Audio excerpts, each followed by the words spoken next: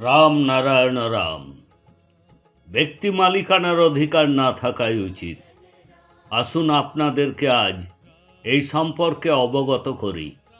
করের পরিমাণ যতটা সরকারের কাছে আসে তা যদি 100% হয়, তবে 40% টাকা সুরক্ষা খাতে, সামরিক খাতে, পুলিশের কাছে যায় এবং 20% টাকা এমএলএ, এমপি, আইপিএস অফিসার, মন্ত্রী তাদের বেতন, খাবার এবং সুরক্ষার পিছনে খরচ হয়। বিদ্যুতের বিল, টেলিফোনের বিল, আরও অনেক কিছুর পিছনে খরচ হয়। একটা মোটা অংশ চুরি হয়ে যায়। এসব সরকারি বিষয় নিয়ে আমি বিশেষ আলোচনা করতে চাই না।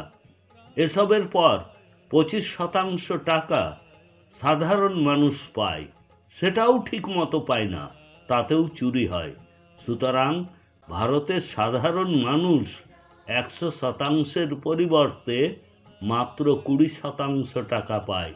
যদি ব্যক্তি মালিকানা তুলে দেওয়া হয় তবে মানুষ পুরো অর্থ পাবে। যদি দেশ থেকে ব্যক্তি মালিকানা অপসারণ করা হয় তবে পুলিশ এবং সামরিক বাহিনীর প্রয়োজন হবে না। এক বর্ণ, এক ধর্ম, এক পরিবার হয়ে উঠবে। পৃথিবী এক, তবুও এত বেশি তর্কাতর্কি, এত বেশি ধর্মবিদ্বেষ, ব্যক্তি মালিকানা, যা আমাদেরকে ধ্বংসের দিকে নিয়ে যাচ্ছে। এগুলো না হওয়াই উচিত। অতএব ব্যক্তি মালিকানা যত তাড়াতাড়ি চলে যাবে ততই মঙ্গল। আমাদের এক দেশ, এক ধর্ম, এক জীবন হওয়া উচিত।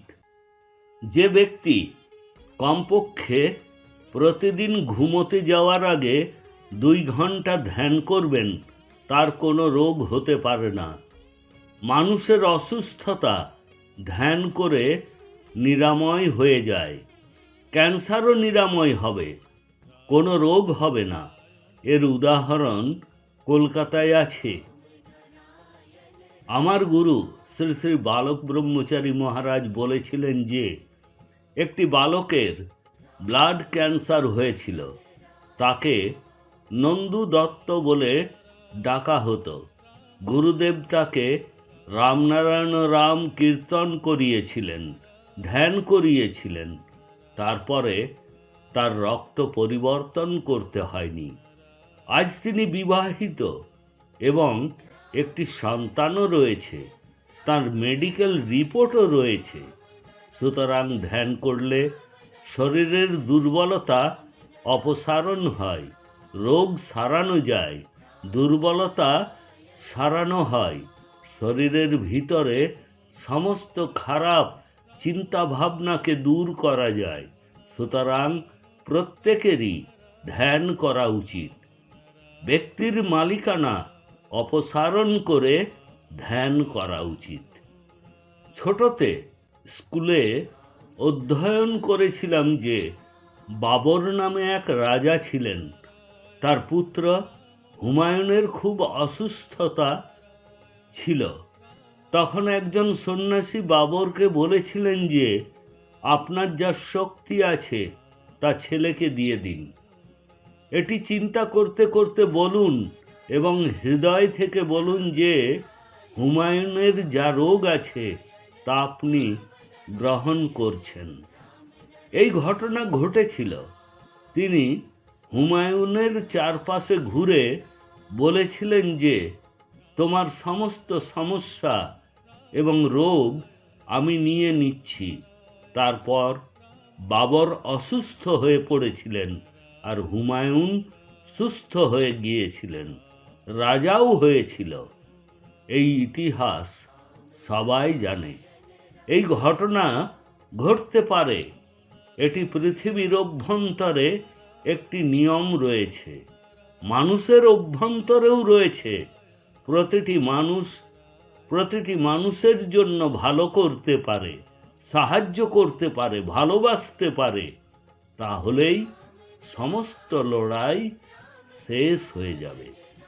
পৃথিবীতে যে যুদ্ধ চলছে, আরব দেশে, রাশিয়াও মোদির কথা শুনছে, সন্তান দলও গাইড করছে। মোদি কি করবেন তা জানেন। আপনারা মোদি এবং যোগীকে সমর্থন করুন। ভারতের মানুষেরা তাদের পক্ষে ভোট দিন, তারা আপনাদের দাস হয়ে যাবে, আপনাদেরকে সহায়তা করবে। একটিই ভাষা থাকবে, তা হলো বাংলা। মহাগুরু বালক ব্রহ্মচারী মহারাজ আমাদের জন্য অনেক বই রেখে গেছেন। সে সকল বইকে হিন্দি ও ইংরেজিতে অনুবাদ করা হয়েছে, তা সকলের জন্য করে রেখেছি, সকলের পড়ার জন্য। মানুষ এগুলো পড়তে ও শিখতে পশ্চিম বাংলায় আসবে। মহাকাশে কোনো মালিক দেখা যাচ্ছে না। কখনো সূর্যকে বলতে দেখেছেন যে আমি আজ আলো দেব না, কারণ আমি মালিক? সূর্য একজন শ্রমিক, সেবক। তাহলে রাষ্ট্রপতি, নেতা, মন্ত্রী তারা কেন বলেন না যে আমি একজন শ্রমিক, আমি একজন সেবক? তারা বলে যে আমাদের রাজত্বে ভালো কাজ করা হয়েছে। আমি জিজ্ঞাসা করি, কার রাজত্ব? কিসের রাজত্ব? রাজত্ব তো প্রকৃতির, নাকি কোনো রাজনৈতিক দল, নেতা মন্ত্রীদের রাজত্ব? পৃথিবীতে মালিক কোথা থেকে এলো? মহাকাশে কোনো মালিক নেই। সূর্য মালিক নয়, বাতাস মালিক নয়, জল মালিক নয়, পৃথিবীও মালিক নয়। পৃথিবী যদি বলে যে আমার শরীরের ওপর থাকতে দেব না, তাহলে আমরা কোথায় যাব? হাওয়া যদি বলে আমি অক্সিজেন দেব না, জল যদি বলে আমি জল দেব না, তবে ভাবুন সারা পৃথিবীর মানুষের কি অবস্থা হবে। ওরা সবাই আমাদের সেবক হিসাবে কাজ করছে। তারা যদি বিচারক হয়ে যায়, তবে পৃথিবীর মানুষের অবস্থা বেহাল হয়ে যাবে। তাই ব্যক্তি মালিকানা হওয়া উচিত নয়। মহাকাশ এবং প্রকৃতির দিকে তাকান, সে কথা বলে, সে যা বলে তা শুনুন, তাদের ভালোবাসুন। এসব কিছু গ্রহণ করে আমরা জন্মগ্রহণ করেছি। আমরা এই সমস্ত বস্তু দিয়ে তৈরি। মহাকাশ, জল, মাটি, বায়ু, সূর্য, এই সমস্ত পাঁচটি জিনিস দিয়েই আমাদের দেহ তৈরি হয়েছে। মানুষ পৃথিবীতে ভগবান হয়েই জন্ম নিয়েছে, একই ধর্ম নিয়ে জন্মগ্রহণ করেছে, তা হলো জীবধর্ম। প্রত্যেকেই কাঁদতে কাঁদতে জন্মগ্রহণ করে, তা যতই বিভিন্ন ধর্মের হোক না কেন, আমাদের সবাইকে একসাথে থাকতে হবে। তাই ব্যক্তি মালিকানা দূর করা উচিত।